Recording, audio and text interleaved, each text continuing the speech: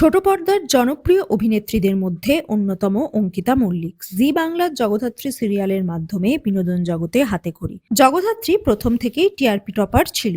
Rating চার্টে প্রথম পাঁচে থাকাকালীনই শেষ হয়ে যায় জগদ্ধাত্রী। তারপর আর ছোট পর্দায় কামব্যাক করেননি অঙ্কিতা। বড় পর্দায় ডেবিউ করবেন মহুয়া রায়চৌধুরীর বায়োপিকের হাত ধরে। গুনগুন করে মহুয়া তার প্রথম ছবি। মহুয়ার বড় বয়সের চরিত্রে দেখা যাবে তাকে। এরপর নাকি তাকে দেখা যেতে পারে দেব এন্টারটেনমেন্ট ভেঞ্চার্স এর অ্যাম্বুলেন্স দাদা ছবিতে।